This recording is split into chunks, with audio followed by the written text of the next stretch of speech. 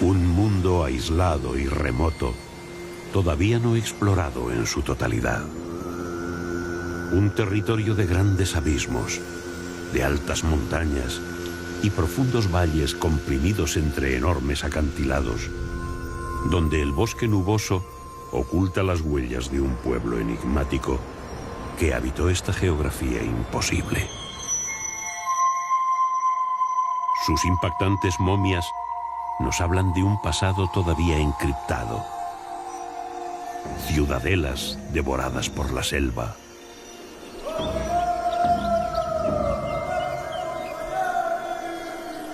Y misteriosos sarcófagos que desafían al vacío situados en paredes verticales. Son los antiguos chachapoyas, también llamados los guerreros de la niebla. Pero ¿quiénes eran? ¿De dónde venían? ¿Por qué habitaron en los abismos?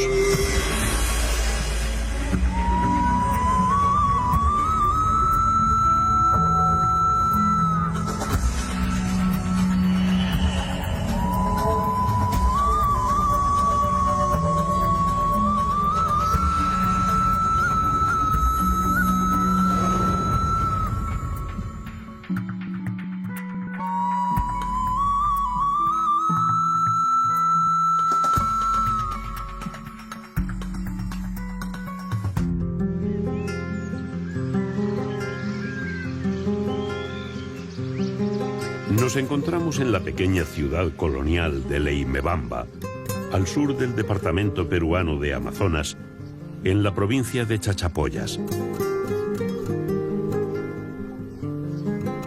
Desde aquí partimos hacia la región de La Joya para llegar hasta los acantilados donde los chachapoyas construyeron sus mausoleos o chulpas funerarias.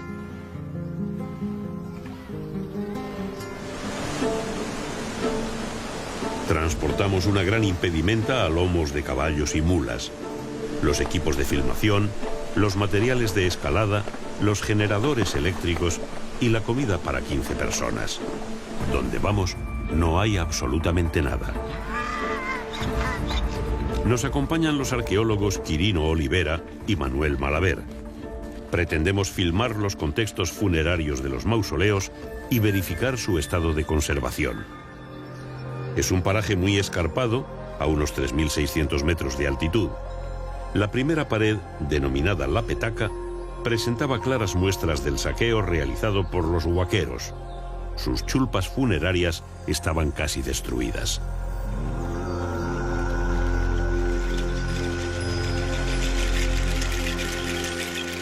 Lo mismo ocurría con los mausoleos de Diablo Huasi. Los huaqueros llegan a todos los lugares arqueológicos, aunque para ello se tengan que jugar la vida. Después de una larga caminata, finalmente hemos llegado al sitio arqueológico Diablo Huasi, donde existía un conjunto de urnas funerarias depositadas en esto, y nos hemos dado con la ingrata sorpresa que ha sido completamente arrasado. Han sacado y han destruido los edificios, los que estaban colocados en la montaña, y prácticamente lo han arrasado. Hemos llegado, no hay ningún vestigio arqueológico que se encuentre intacto. Los chachapoyas, que habitaron esta región entre el 800 y el 1500, construían sus panteones en laderas inaccesibles para preservar a sus muertos. En Rebás podemos observar los diferentes tipos de mausoleos que edificaban. En cada uno alojaban varios fardos funerarios que contenían las momias de sus difuntos. Pero ¿cómo podían realizar estas construcciones en paredes verticales o incluso contraplomadas? Algunos estudiosos sostienen que construían andamiajes de madera y bambú. Otros que se descolgaban con cuerdas desde la cima de las laderas. Y otros que una vez construido el mausoleo rompían las repisas naturales por las que habían subido para hacer inaccesible el lugar.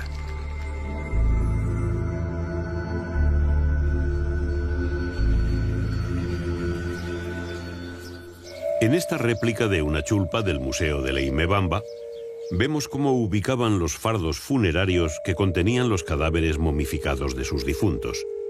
De esta manera, iniciaban el eterno viaje hasta el inframundo.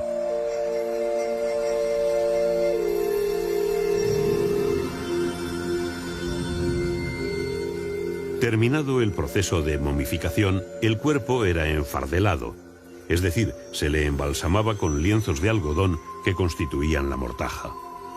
Luego se le ceñía la capa exterior de una tela más fuerte, que normalmente iba bordada con grecas en zigzag. A la altura de la cabeza, el bordado componía el dibujo esquemático de un rostro humano que se supone representaba al difunto. El fardo se protegía finalmente con un armazón de tablas de madera sujetas por 2 aros de caña y cuero que hacían las veces de ataúd. Estos fardos funerarios, de más de 500 años de antigüedad, recuperados por la antropóloga Sonia Guillén en la Laguna de los Cóndores en 1997, presentan un estado de conservación impecable.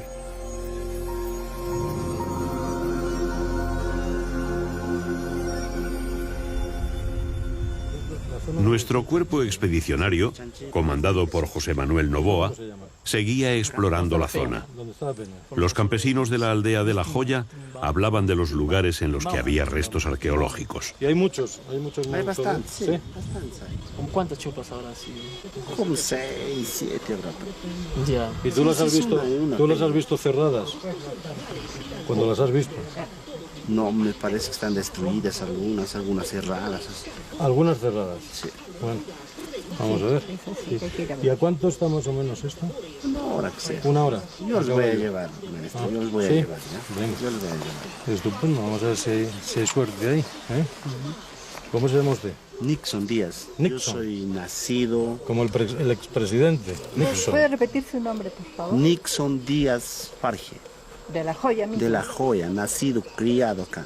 Sí, así es. Bueno, entonces está por aquel valle, por allá. Sí, por ahí vamos a ir, llegamos al río, vamos a ir río, así, caminando, el caballo no. El camino por el que nos guiaba Nixon transcurría por el cauce de un torrente estacional a unos 3.500 metros de altitud. Era un verdadero rompepiernas. Había tramos en los que el bosque nuboso se hacía casi impenetrable. Claro, esta parece que la han tirado todo ya para acá abajo, todo el frontis, pero por Pero lo esta menos, debía tener 3 pisos, porque es enorme. por lo menos ha tenido 3 pisos. Quizá haya restos todavía ahí, ¿eh? Sí, ahí hay. Están los huesos en la parte de la base, se ve de acá una punta, y lo que te quiero decir es que lo que han aprovechado siempre es el techo natural que tiene Sí. la parte superior. Entonces lo han hecho de 2, 3 pisos, ¿no? La pared de Timbambo parecía tener enterramientos intactos. Posiblemente los temblores sísmicos habituales de la zona habían destruido las fachadas de las chulpas, pero a simple vista no se apreciaban huellas de huaqueo. Y sabes que también me da la impresión que está intacta, José Manuel, está la de la grieta abajo. ¿Has visto? Abajo de la grieta, abajo de Si la sigue la grieta a la mano izquierda donde hay una especie de polvo encima. Sí, esta decía yo. La que está justo aquí delante. Claro, Esa está intacta, parece. esa también está intacta. Sí, sí. A ver un momento, pero bajando la grieta. A la izquierda. Pero esa está, yo la veo más deteriorada, ¿no? No, es natural, todo lo ves intacto. Está. Justo la que está aquí Lo delante. que se ha caído arriba es un desprendimiento. ¿Y sabes dónde está el desprendimiento? En ese hoyo que tú ves arriba. De la grieta a la izquierda ves un hueco. Y esa piedra se ha caído encima del techo. Ahí hay pinturas, ¿eh? Claro. No, pero es acá abajo. Ah, es verdad, abajo. Ese está casi excelente, allá. ¿eh? Justo esa ahí está bien, sí. Pero mira, date cuenta que se ha desprendido la piedra de arriba. Sí. Ahí está la impronta de la piedra y se ha caído en el techo. Sí, el Y está la descendimiento. ventanita. Sí, el descendimiento, sí. ¿Ves? Perfectamente. Oye, pues hay más de lo que parece, ¿eh? A simple vista.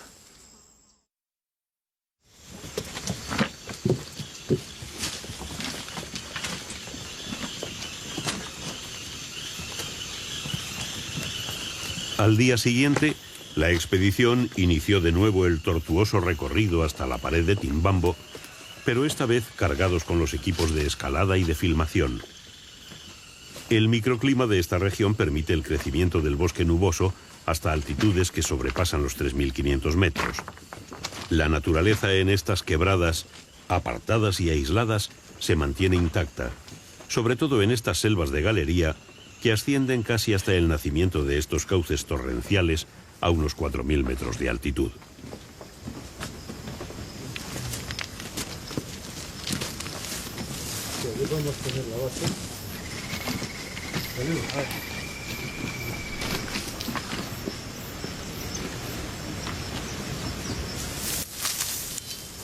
La ascensión hasta la cima del cerro fue muy complicada por lo empinado del terreno y por la maraña forestal que lo cubría.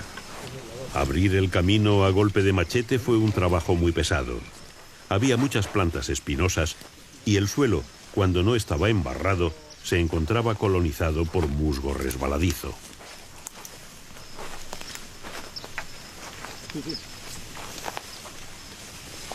Cerca de la cumbre aparecieron los primeros restos óseos de antiguos chachapoyas, seguramente procedentes de mausoleos que se habían derrumbado. ¿Pero es un cráneo de niño?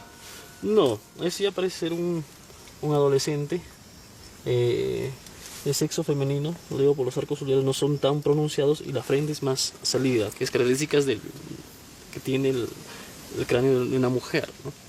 Y bueno, y es joven todavía, ¿no? Bueno, la verdad, unos 17 años por ahí más o menos. 17 ¿no? años. También se nota por las aberturas de las unidades del cráneo, ¿no? No están todavía no están soldados.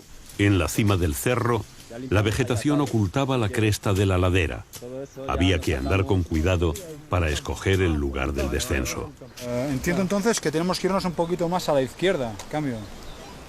Está bien, como a unos 20 metros por debajo de ti hay una especie de vaguada. Hay un farallón a la izquierda, que no hay nada, y justamente donde tú estás ahora mismo, si fuera una vertical, pasas por las chulpas estas que están primero las abiertas y después las cerradas.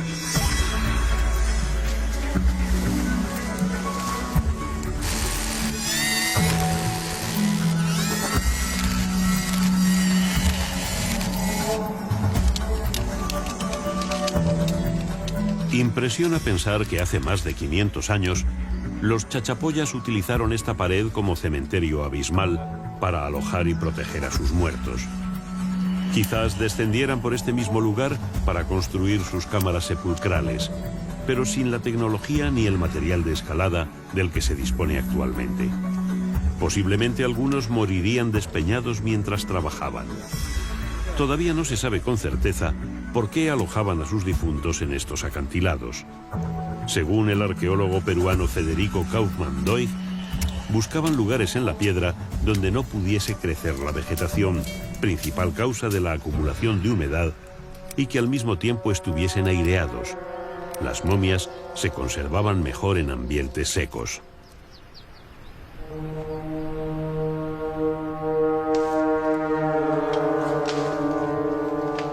Xavi Sardá, experto en rescates en alta montaña, es el primero en descender, mientras Nacho Herranz, también escalador experimentado en sistemas de seguridad, observa la resistencia de los anclajes. La pared es muy inestable, la roca se encuentra muy descompuesta y no tiene mucha solidez. No se utilizan anclajes expansivos. Emplean anclajes de acero inoxidable de rosca que son recuperables. Estas paredes están consideradas zonas arqueológicas y deben de quedar intactas al término de la expedición. Xavi acaba de entrar en un mausoleo. El ambiente se tensa. Por primera vez vamos a ver lo que contiene este pueblo de los finados, como llaman los lugareños a estos enclaves mortuorios. Nacho desciende con las cámaras para empezar el trabajo que les ha traído hasta aquí.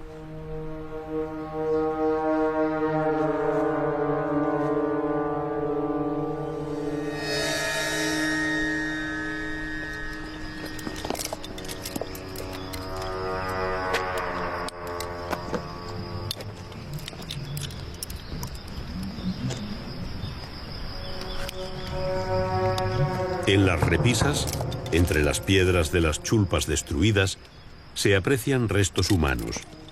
Los más reconocibles son los cráneos y los huesos largos, como los fémures. Son partes de enterramientos destruidos.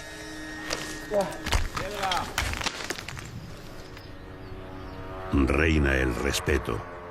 El ánimo de los expedicionarios se estremece.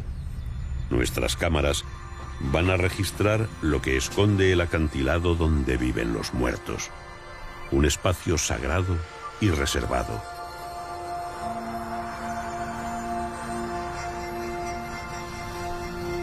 En el interior, los osarios de los antiguos chachapoyas atestiguan un pasado religioso en el que la vida más allá de la muerte era su principal objetivo. Se trataba de un gran recinto excavado en un abrigo natural y luego tapiado. Según el arqueólogo Manuel Malaver, los enterramientos eran de gente común a los que se les daba sepultura casi sin ajuar mortuorio.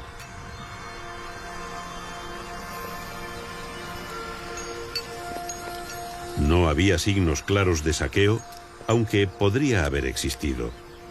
Parecía que tras derrumbarse las paredes que sellaban los panteones, las aves rapaces hubiesen disturbado el lugar.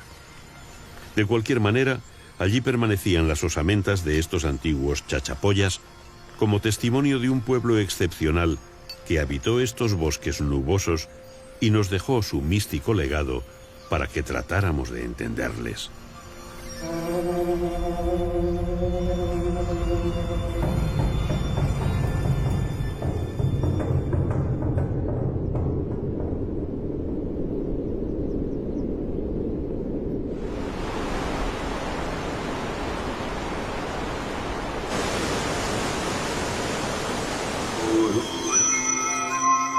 A los personajes de la élite se les sometía a un laborioso proceso de momificación. Era muy importante prepararles bien para que sus almas pudiesen viajar hasta el inframundo y vivir más allá de la muerte. Si se destruía la momia, el difunto dejaba de existir para siempre. Por eso trataban de guarecerlas en lugares inaccesibles o vigilados. En aquella época no había saqueadores de tumbas, pero en ocasiones se profanaban las momias por venganza entre tribus, rivales o por alguna afrenta personal. Este era el crimen más abominable entre los chachapoyas.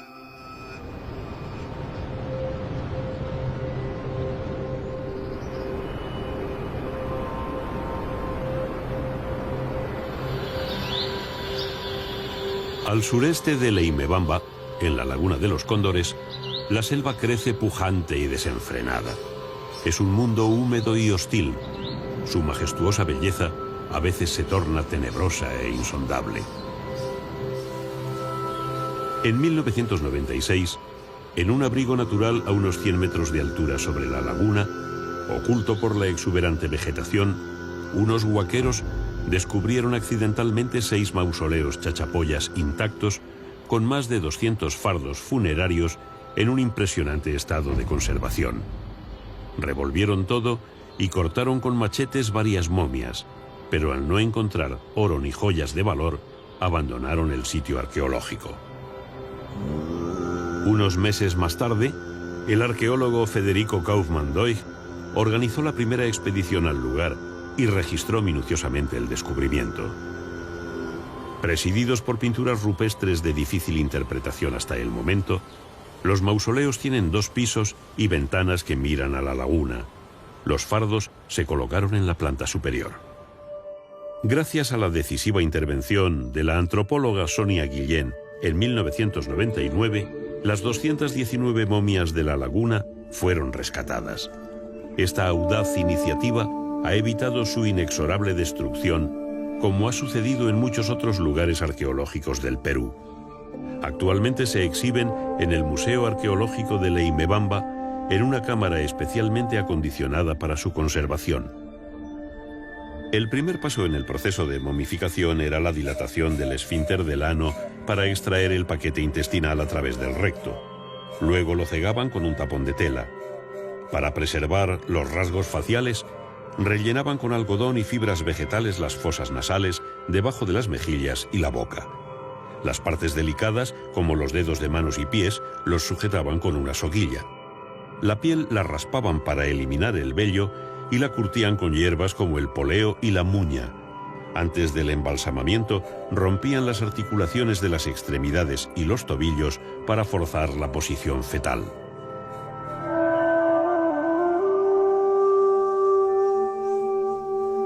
Probablemente la momificación duraba varias semanas por la cantidad de picaduras de moscas azules que tuvieron tiempo de poner sus huevos en las partes menos tratadas de los cuerpos, aunque no se han encontrado evidencias de escarabajos que pusiesen de manifiesto una descomposición avanzada.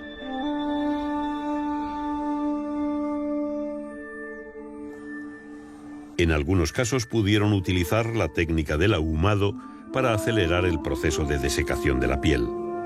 Cerca de la momia colocaban bolsas de hierbas olorosas como parte del proceso. Una vez preparado el cuerpo, colocaban alrededor del cuello una tela a modo de bufanda para sujetar la cabeza erguida. Luego lo vestían con una serie de túnicas y mantos de algodón, algunos de ellos bordados con diseños típicos chachapoyas, que sin duda evocaban a sus deidades, como los dibujos que observamos en las fachadas de sus construcciones.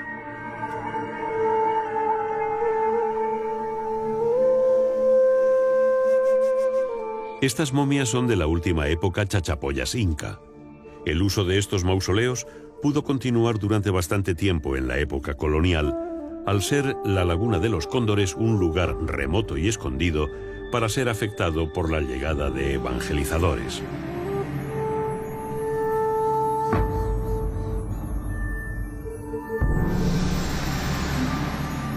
También se encontraron fardos que contenían bebés momificados.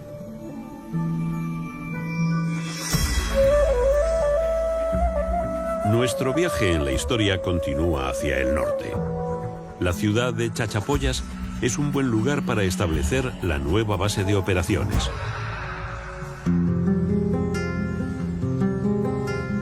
Fundada por el capitán español Alonso de Alvarado el 5 de septiembre de 1538, bajo el nombre de San Juan de la Frontera de las Chachapoyas, es una de las ciudades más antiguas del Perú. Con sus 35.000 habitantes, mantiene todavía su aire colonial. Fue pensada para ostentar la capitalidad del oriente peruano.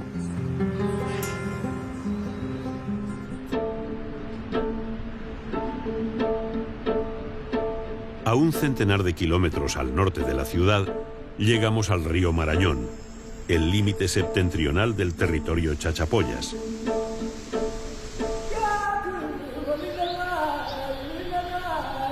En un abrigo natural encontramos las pinturas rupestres de Yamón, una verdadera sinopsis cronológica de la presencia humana en estas tierras.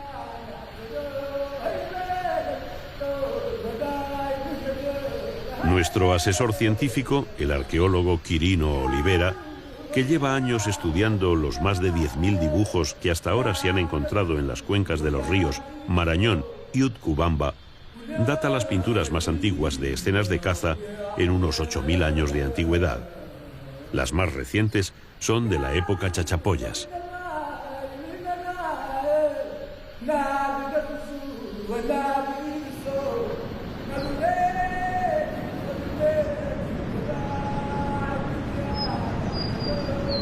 Aquí vivieron los indios chachapoyas más antiguos hace unos 1200 años. Un enclave lejano y salvaje de naturaleza virgen, en el que se contabilizan más de 20 saltos de agua permanentes que en época de lluvia son mucho más aparatosos. Un mundo perdido cubierto por el manto verde de la jungla y oculto casi de continuo por la niebla. Un territorio poco explorado.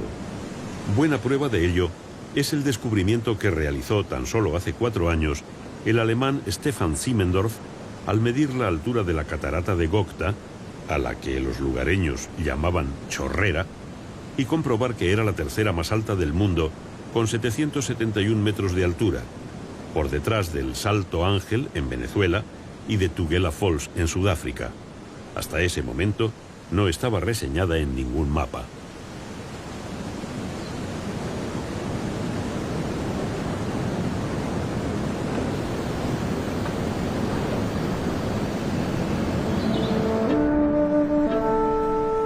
En estos últimos años se han realizado sondeos espeleológicos en las numerosas cuevas que existen en esta región y los descubrimientos han sido sorprendentes. Posiblemente, los primeros chachapoyas eran trogloditas.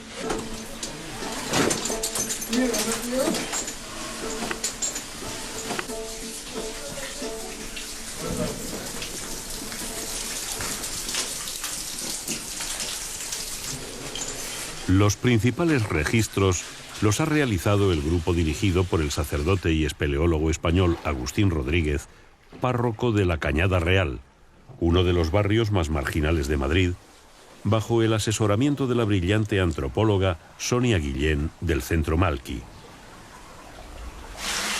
340. En las más de 20 cuevas investigadas se han encontrado restos de construcciones habitacionales y una gran cantidad de enterramientos chachapoyas. Hasta ahora se creía que esta singular cultura se desarrolló desde el 800 al 1500, pero es posible que sus orígenes sean anteriores. Aunque parezca mentira, hasta aquí también han llegado los huaqueros. Por eso, estos osarios apilados y fuera de su contexto funerario. Vamos a ver, los huesos largos de las piernas, los dos fémures, están muy en paralelo y muy juntos, lo cual podría indicar que realmente se trata de un enterramiento chachapoyas en los cuales han atado los restos óseos y lo han depositado aquí.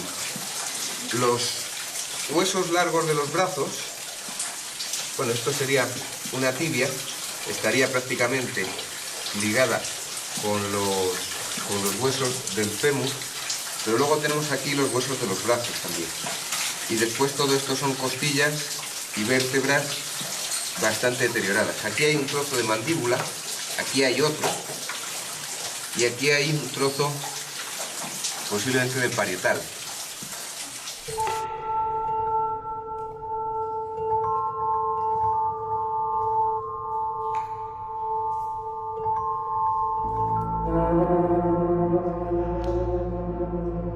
Hasta ahora no se sabe con certeza cuándo y por qué los chachapoyas salieron de las cuevas y colonizaron las montañas.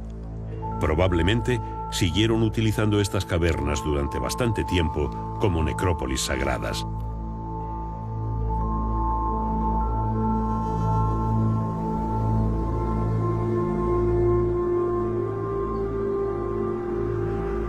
Los restos de sus pueblos de casas circulares en las laderas de las montañas son escasos si tenemos en cuenta que su población en el año 1500 se estima en unos 300.000 habitantes.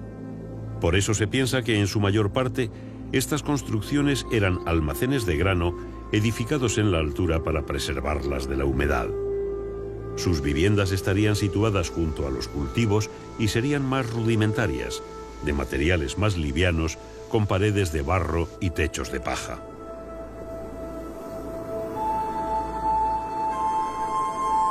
Aquí, en las ruinas de San Antonio, se ha encontrado una de sus pinturas murales más importantes por su realismo, aunque está muy deteriorada.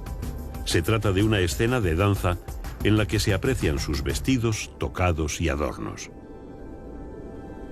El cronista e historiador del Nuevo Mundo, Pedro Cieza de León, les llama los indios blancos, por ser los más blancos y agraciados del Perú. Cuenta que sus mujeres eran tan bellas que se convirtieron en las preferidas del Inca. Vestían ropas de lana y llevaban unos tocados que señalaban su origen. A los hombres los describe como feroces guerreros, altos y fuertes.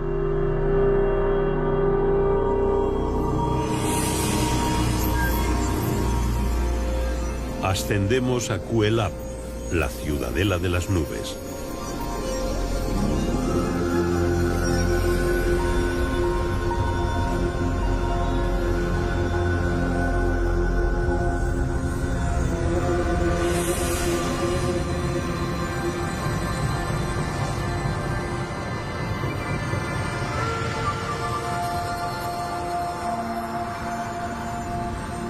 A más de 3.000 metros de altitud, camuflada por el incesante tránsito de las nubes, se encuentra la fortaleza sagrada de los guerreros de la niebla, como también son llamados los indios chachapoyas.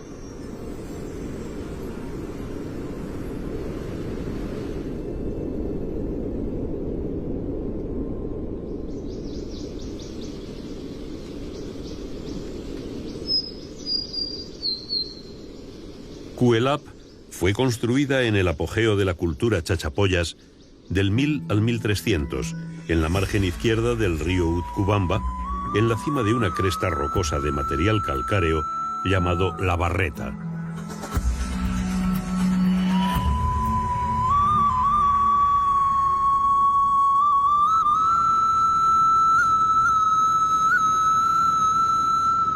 Sus ruinas adquieren un aspecto fantasmagórico, sumergidas en la habitual neblina que las cubre en cualquier época del año. La voraz vegetación que coloniza los antiguos recintos confiere a este ciclópeo monumento una apariencia misteriosa de civilización perdida en el tiempo.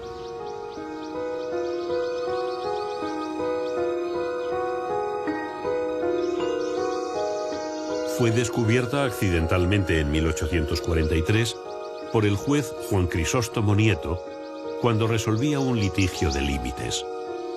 En su informe al gobierno colonial, la califica como la obra más maravillosa que se pueda imaginar.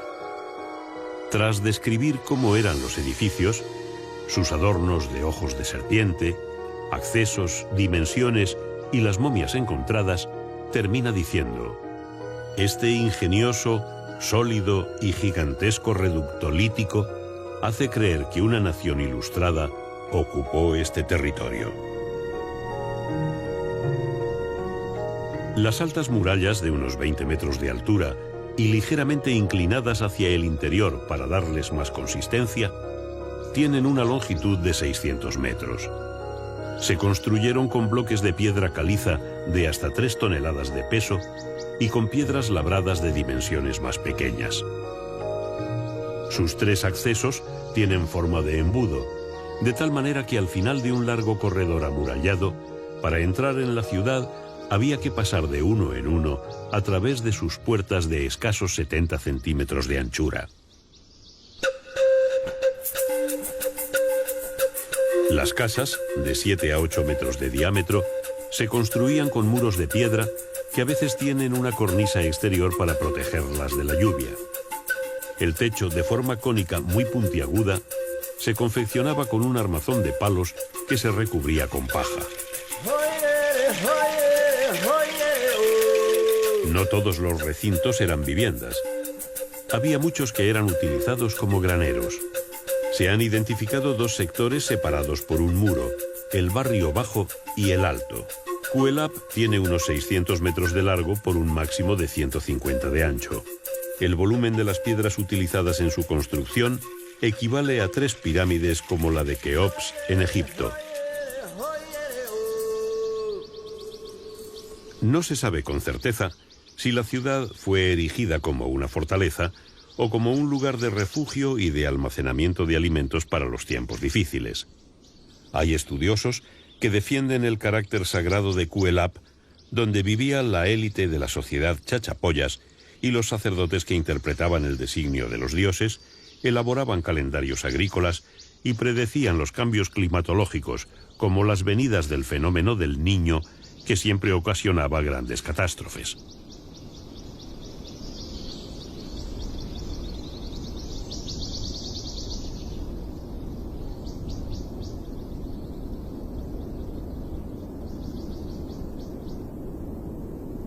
En las viviendas todavía son reconocibles las covachas de piedra que usaban para criar los cuy, o conejillos de Indias, uno de los principales aportes proteínicos en su dieta. En unas oquedades redondas practicadas en el suelo de algunas casas, se han encontrado osamentas humanas, lo que hace suponer que acostumbraban a enterrar a sus familiares en las propias viviendas.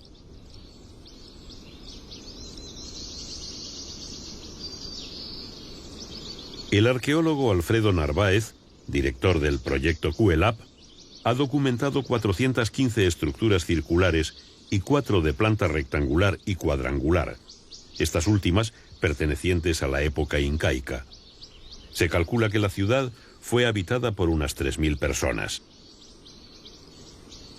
A este edificio de forma cónica invertida se le llama el tintero.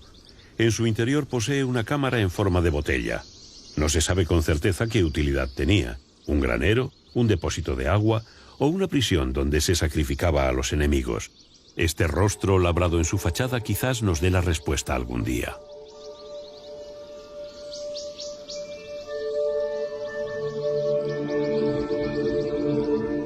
Un muro de unos 8 metros de altura separa el barrio alto, donde se supone que vivían los altos jerarcas.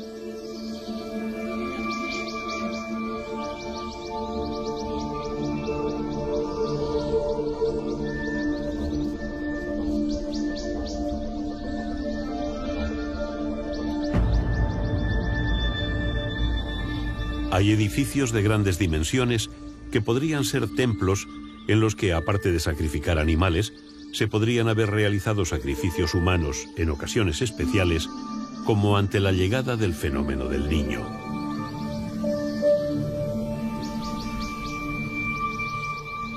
Al barrio alto se accedía por una entrada en rampa, también en forma de embudo, lo que indica que no todo el mundo podría entrar en esta parte de la ciudad. Seguramente tendrían que pasar algún control. Los muros no se construían con ningún tipo de argamasa. Las piedras calizas se asentaban unas con otras gracias a la técnica con las que se labraban.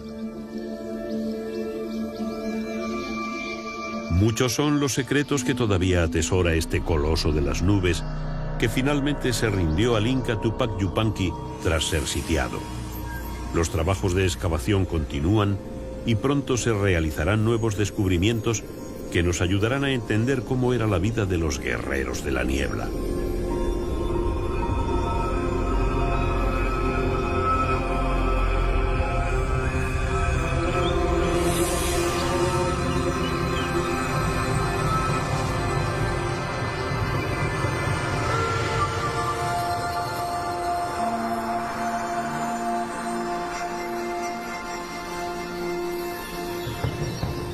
Son los sarcófagos de Carajía, anclados en una pared vertical y engalanados con cabezas trofeo. Cada uno contiene la momia de un personaje sin duda alguna de la élite chachapoyas. Llevan ahí siglos mirando a la lejanía con su mirada perdida, que nos recuerda a los Moai de la isla de Pascua.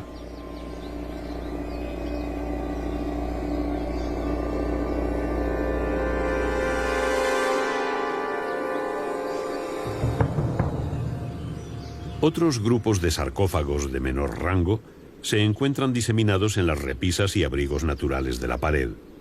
Muchos han sido saqueados y sus momias despedazadas y devoradas por las alimañas y aves de rapiña.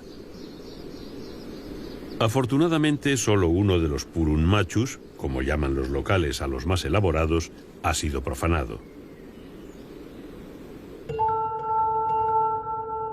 Depositaban la momia en la repisa y los construían in situ con cañas y barro mezclado con paja, modelando trazos humanos carentes de extremidades. La parte externa la enlucían y la decoraban con símbolos clánicos y religiosos. Casi siempre se encuentran alineados en número de 4, 6 u 8.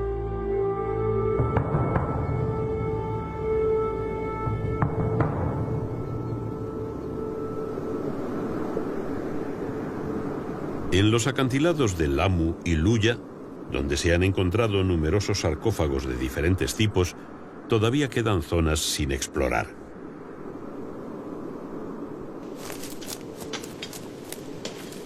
El arqueólogo alemán Klaus Koschmider hace tiempo que investiga estos cañones de Lutcubamba. Con sus 2 asistentes, lleva más de 3 años registrando minuciosamente los recovecos de los grandes farallones. Ha realizado muchos e importantes descubrimientos.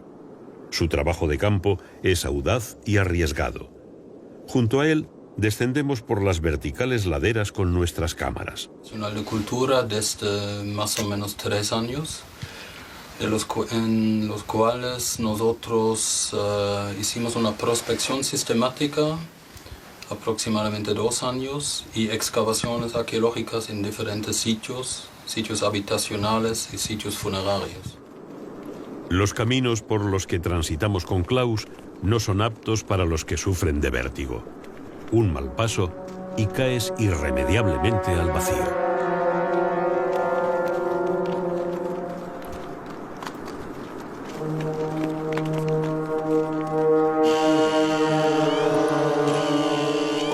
ayuda de nuestros especialistas en escalada, Klaus accede a algunas cuevas que quería inspeccionar y por la falta del material adecuado no podía hacerlo.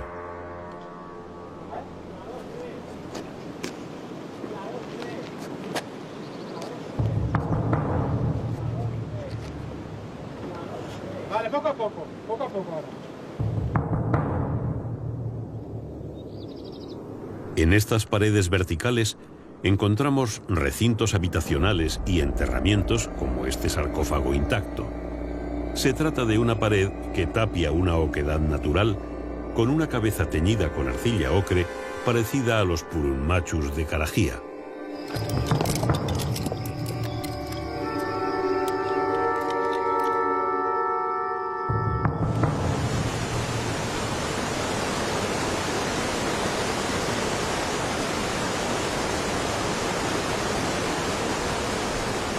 En los acantilados de la margen izquierda del Utcubamba, ascendemos a la excavación que estaba realizando Klaus en esos días.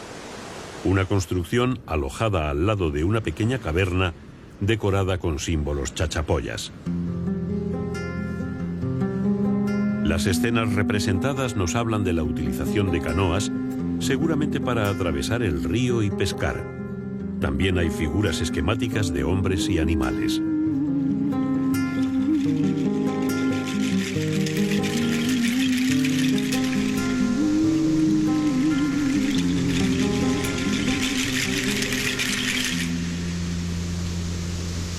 La importancia de la excavación que realizaba Klaus residía en los enterramientos que había encontrado en el piso de una vivienda de ladera situada a media altura del cerro dominando el valle.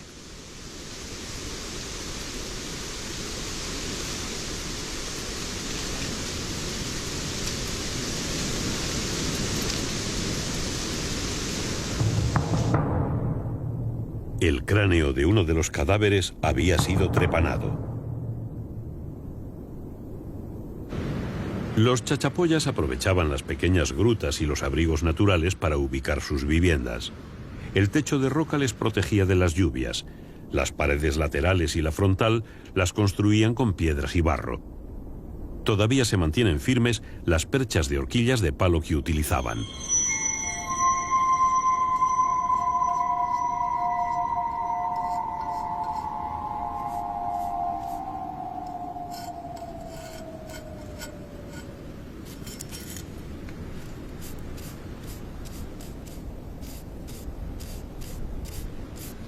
Bueno, nosotros nos encontramos acá en el sitio de Coralpampa, que se ubica en la margen izquierda del río Utcubamba. Estamos a media altura del acantilado y aquí tenemos una casa semicircular que funcionó en un primer momento como una vivienda para los chachapoya, pero en el último momento de la ocupación de este lugar, los chachapoya utilizaban este lugar como un sitio de entierro. Eso hemos determinado porque el piso que han podido ver anteriormente mostraba una rotura y era claro, como no estaba sellado nuevamente, que debe contener alguna cosa, por ejemplo, como entierros. Y justamente encontramos en el primer nivel, debajo del piso, 3 entierros. Uno de esos es bastante interesante, que ya han visto acá. Ese cráneo muestra una fractura en la cabeza y al lado de la fractura tenemos una trepanación que tiene un diámetro aproximado de 2 centímetros y la trepanación funcionó por la causa de la fractura. Posiblemente la persona recibió un golpe con una porra de piedra y por el dolor y las consecuencias del golpe, entonces la gente trataba de curarlo. En aquella época el arma más contundente que tenían eran las porras de piedra, como estas incaicas. Para aliviar los dolores de las fracturas, practicaban las trepanaciones. Despegaban el cuero cabelludo y realizaban la operación con punzones de obsidiana. En la última época usaron punzones de metal que conseguían de los pueblos del norte.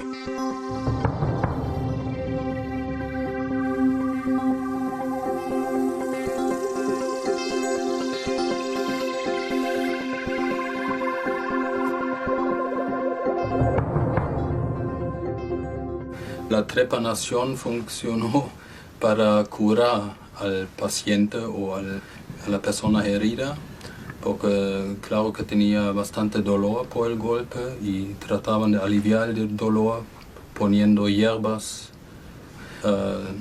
en la zona fracturada y tenían que abrir el cráneo para tal tratamiento, ¿no? El Museo Nacional de Arqueología de Lima tiene una colección de más de 40.000 cráneos trepanados de las diferentes culturas antiguas peruanas. Era una práctica muy extendida entre estos pueblos. Sorprendentemente, más del 60% de los pacientes sometidos a la trepanación superaban la rudimentaria intervención quirúrgica. En los que seguían viviendo, es fácil de apreciar cómo el hueso había vuelto a crecer y el orificio de la trepanación comenzaba a cerrarse.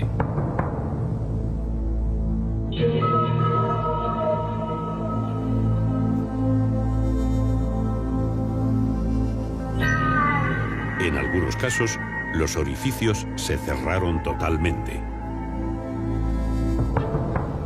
Los chachapoyas eran un pueblo eminentemente guerrero. Desde sus casas en la altura podían vigilar mejor la llegada del enemigo. Posiblemente en este antiguo Batán, los habitantes de esta casa dieron forma a sus porras o a los proyectiles líticos para sus hondas.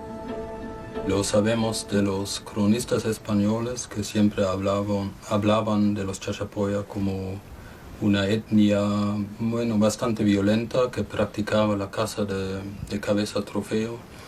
Y posiblemente hubo bastantes conflictos entre los subgrupos, pero también después, cuando llegaron los incas, hubo violentos enfrentamientos con ellos para defender su libertad, ¿no?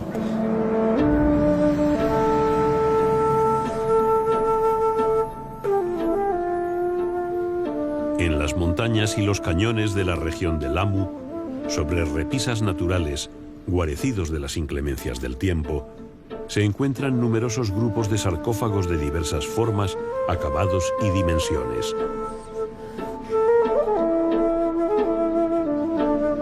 Todos tienen cierta apariencia humana, aunque según algunos investigadores también podrían ser una representación fálica. La cabeza sería el glande liberado del prepucio. Kaufmann-Doig diferencia varios tipos básicos de sarcófagos. El regio, de grandes dimensiones, como los de Carajía. El de cabeza en el vientre, de menor elaboración. El de cabeza en el pecho. Y el de escudo, una simple pared lisa que cierra una oquedad con una cabeza.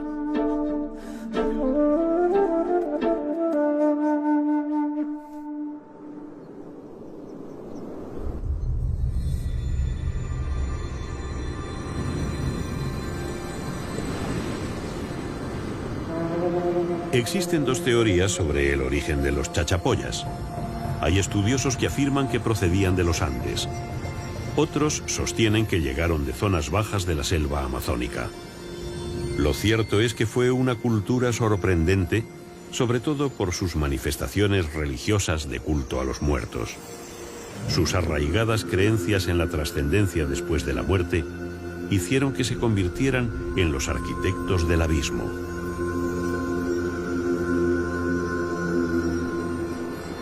La mirada perdida de los Purun-Machus, anclados desde hace siglos en las paredes verticales de los precipicios, parecen observarnos desde lejos y transmitirnos un mensaje codificado que todavía no hemos sido capaces de entender.